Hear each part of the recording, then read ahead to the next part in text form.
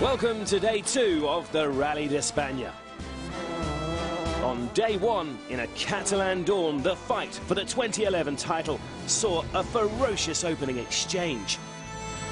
For some, it was hard to see the wood from the trees. As the dust settled, one man kept a cool head and emerged from the carnage unscathed. Sebastian Loeb. On today's show, you will see every defining moment as the fight to be champion continues. The Catalan battleground moves from gravel to tarmac for day 2, and our stage of the day here is the 45-kilometre monster, El Priorat. And local hero and our featured driver, Dani Sordo, is right there in amongst it as he strives to claim a 3rd podium place of the season in his Mini. The Catalan dust caught the whole field by surprise on day 1. A cool temperature, 0 wind and a low sun resulted in Sebastian Loeb's dust trail lingering in the air, making it very difficult for those behind to see. A very challenging predicament when trying to drive a WRC car at high speed. The more cars that charged into the stage, the worse the dust got. Loeb seized the advantage and led by the midway point of the day. His 2 title contenders, Hirvonen and Ogier, were left floundering, over 15 seconds adrift. While Peter Solberg and Ken Block were 2 early victims of the dust cloud when they both hit the same unseen concrete block. Game over on the first stage for both frustrated drivers. The man closest to Loeb at this point was Jari-Matti Latvala, who was flat out and desperate to take the fight to both Citroens and help his teammate Mikko. An excellent performance saw him snatch the lead in the early afternoon. Sebastian Ogier was still in the fight until this costly mistake caused a broken wheel and puncture and dropped him out of contention. The final stage of the day was run in darkness. The fear was the dreaded dust would return to cause havoc. Those fears were realised. Dani Sordo couldn't cope with the conditions at all. Then Latvala was the next victim. After spinning mid-stage, he then hit rocks and suffered a puncture, handing a 30-second lead back to Loeb. The Salou Service Park was then a hive of activity as the crack teams of mechanics worked late into the night to transform the gravel-spec WRC cars into low-riding tarmac spec for day 2. Our featured driver Dani Sordo will be looking forward to taking on his preferred surface. Day 2 will be much better. First thing is car looks nicer in tarmac, so you want to more pushing hard, no? And tarmac I like more, so I think it will be more interesting day. This is how the top WRC crews line up. Sebastian Loeb will lead the way onto the tarmac. The Ford Abu Dhabi drivers need to hold on to their podium places to keep Hirvonen's title hopes alive, and Ogier's fight back will begin from 4th place. Dani Sordo is one of the best in the world on the Catalan asphalt. He starts just ahead of his Mini teammate Chris Meek. M Sport's Stobart Norwegians Mads Osberg and Henning Solberg are 7th and 8th on the road, while Evgeny Novikov has switched from a Ford to a Citroen. Matt Wilson, Dennis Kuipers and Khalid Al-Qasimi round off the top 12 starters. The 6 stages of day 2 again head out to the west of host town Salou, but instead of the mainly gravel opening leg, we're now back to the wide sweeping tarmac roads for which Rally Catalunya has become renowned. The first of those is the 2nd longest stage of the season, and the first pass through the blisteringly quick 46 kilometres of El Priorat is our stage of the day. As well as being the longest of the weekend, this marathon test is also famous for the El Millar hairpin, which has become a focal point for thousands of Spanish fans, and the first car to entertain them will be Sebastian Loeb. Sebastian plants his foot to the floor and screams off into the flowing tarmac roads of our stage of the day. The Citroen star expected to lose time running first on the gravel on day 1, but instead comes onto the asphalt with a lead of more than half a minute. And a terrific reception for the rally leader at El Millar. Droite 130 plus Milan. Sur fin de suite pour attention 50 mètres, gauche 100 plus. Jari-Matti Latvala is rapidly becoming the form driver in the latter stages of the 2011 season. His increasingly impressive pace on asphalt in particular is underlining Ford's precociously talented Finn is almost a finished article on all surfaces. Another roar from the Spanish crowd as Jari-Matti charges off in pursuit of the rally leader. Mikko Hirvonen starts day 2 in 3rd, but with his teammate ahead of him, that could potentially become 2nd. There's still a long way to go, though, and Mikko has a few drivers to be wary of behind him. One of those is Sebastian Ogier, but like Latvala, his hopes of challenging Loeb for the rally win have been devastated by a day 1 puncture. If Ogier can get back ahead of Mikko Hirvonen, he will be doing his teammate a huge favour in the championship race, and with 51 seconds to make up, Sebastian's already on the attack in our stage of the day.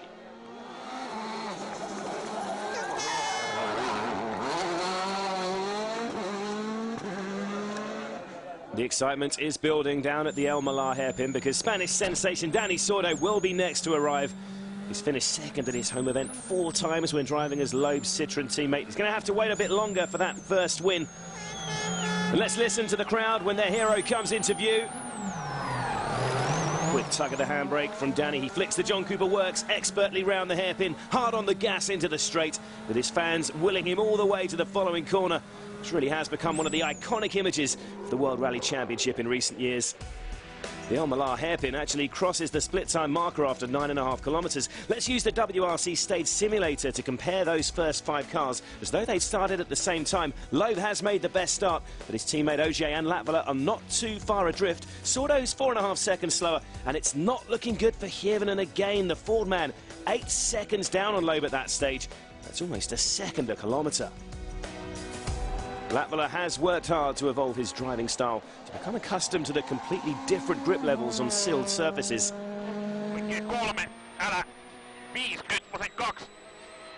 Looking at his telemetry, you can get a sense how important the braking points are on asphalt. Rather than reacting to the slide on gravel corners, here it's a dab on the brake, turn in, and hard on the power on the exit.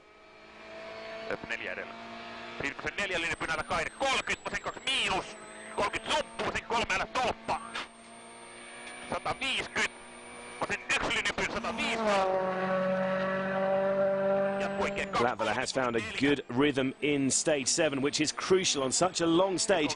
He's powering on towards the flying finish, and he's not going to be far off Loeb's time. Just 4.3 seconds slower than the greatest tarmac driver of his generation on a 46-kilometre stage. Gary, you deserve a big pat on the back. Yeah, it is my best performance on this stage ever. I have never been so quick on this stage, which I can be happy about it. But on the other hand, it's not enough. I'm 30 seconds behind, so I should be 4 seconds ahead. Latvala really pleased with that drive, and rightly so. Back in the stage, meanwhile, Mikko Hirvonen is still off the pace. While his teammate continues to go from strength to strength on asphalt, Mikko slipped further adrift of the leading pair in here. Oh dear, almost 26 seconds slower than Loeb in stage 7. I really don't understand my time. That is unbelievable. What don't you understand? I felt I had a really good stage, but when you look at the time, it's really bad. So I'm amazed. Oh, that's all I can say. Hirvonen is amazed, and he should be concerned too, because Ogier's split times have been impressive again in our stage of the day. Sur gauche en à fond, 50 mètres, gauche en plus Milon, gauche en plus Milon, ferme l'éjecteur. But there's a problem. I don't believe this. That is another puncture for Ogier. It's his 2nd in the space of 3 stages, and on such a long test, he's got no choice but to stop and change the wheel. A nightmare start to day 2 for the Citroën Total driver. More than a minute and a half have elapsed before they're back on the move. And that, of course, is another dent to his own dwindling title hopes.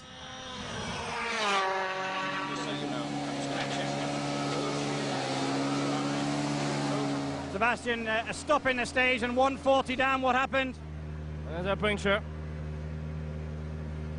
And this time I was completely in the middle of the road. Front, rear? Yesterday it was my fault, but today I really don't know.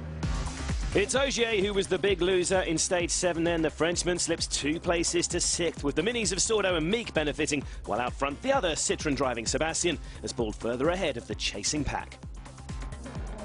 Loeb is the man to beat in Spain again then. Can his rivals respond on the remaining 2 stages of the morning loop? Stay with us to find out.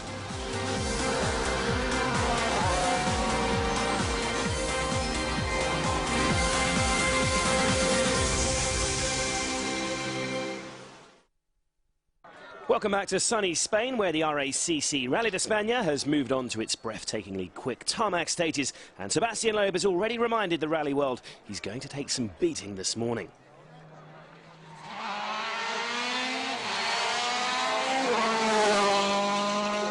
There are a few damp patches around, but that fastest time in the day's opening test has seen the Frenchman stretch his advantage to almost 35 seconds. And with 2 more asphalt stages to complete in the morning loop, the world champion looks to assert his advantage. There's a few stones around in the road in stage 9, and Seb backs off slightly. With a championship at stake, there's no need for excessive risks at this late stage of the season. Jani-Matti Latvala was delighted with his pace compared to Loeb in the opening stage of the day. With such a big gap to the rally leader, all Latvala can do is keep the pressure on. He's just 1.1 seconds slower than the Frenchman in stage 8, and here in 9, he might even beat him. 30,2. 30 nyt vasenlaita jatkoikkeen 2 kirraa 3, älä kaide ahdas. Maali. Into the flying finish. Yes, an awesome run from Latvala, 3.2 seconds quicker than Loeb.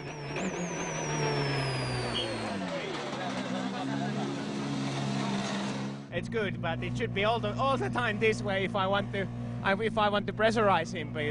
But I'm really happy to see it on that way, because it really feels a good feeling about the tarmac performance. Latvala is still flying then. Sébastien Ogier, meanwhile, has been frustrated by a second puncture this morning. The winner last time out at his home event in France. His hopes of claiming a 6th win of the season have been decimated by those 2 flats. His second fight back has already begun, though. Ogier passes Meek to claim 5th in stage 8. Spanish star Dani Sordo is Ogier's next target, but catching the mini-man on his home event is going to be significantly more difficult, especially as Sordo is on a charge as he steadily gains on Mikko Hirvonen's 3rd position.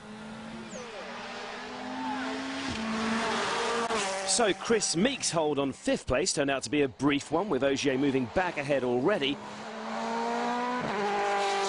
After a frustrating mistake in France, though, this weekend is all about securing a first point-scoring finish of the year for the Northern Irishman.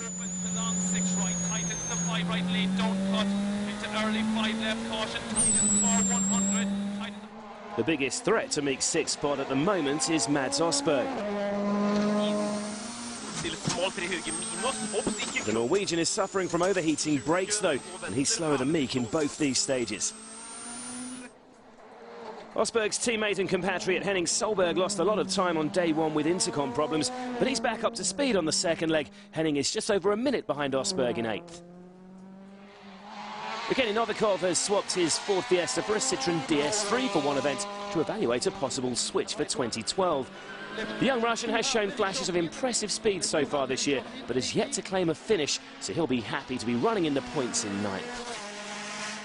With the morning loop completed then, this is how the leaderboard looks. Loeb's lead remains at around half a minute. Credit to Latvala for preventing him from pulling away, though. Hirvonen is still 3rd, but he's now a minute and a half behind the leader.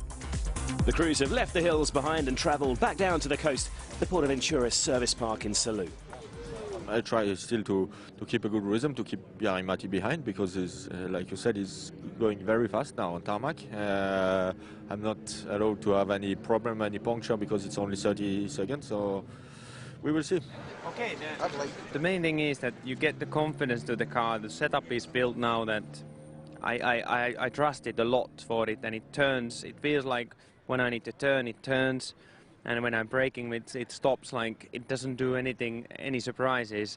And also, okay, I've been working a lot with my driving. It's much smoother what it has been, and I try to use every inch of the tarmac what I can.